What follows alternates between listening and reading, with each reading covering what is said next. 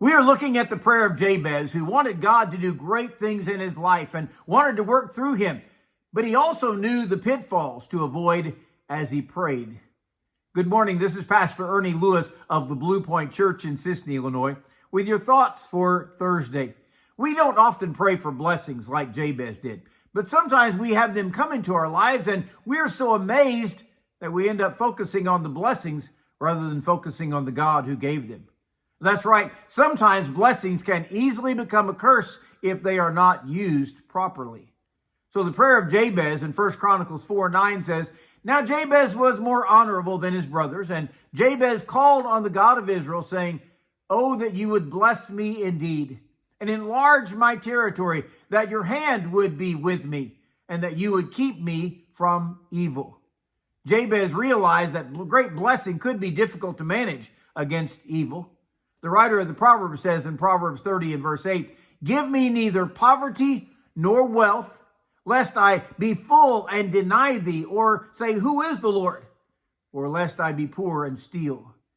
There are temptations at both ends of the spectrum, and we must be prepared. I know we think that Satan is the biggest hindrance to our Christian life, but James chapter 1 actually says each one is tempted when he is drawn away by his own desires and enticed. We often get into trouble when we desire things or experiences that are not really good for our Christian life. They're actually a part of our lusts.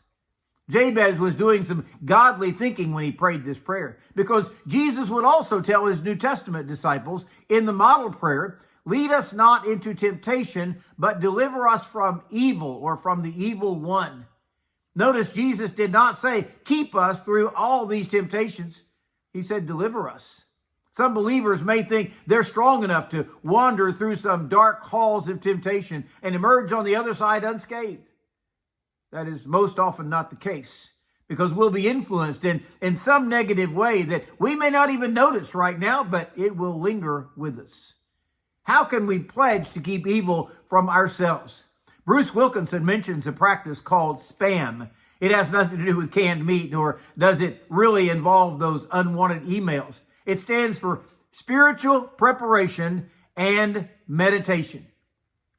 The best way for this to work is to determine a set time when we pledge to not let this world's influences get into our thinking.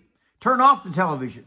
Only listen to Christian music. Read our Bible several times a day. SPAM, spiritual preparation and meditation. We all need that.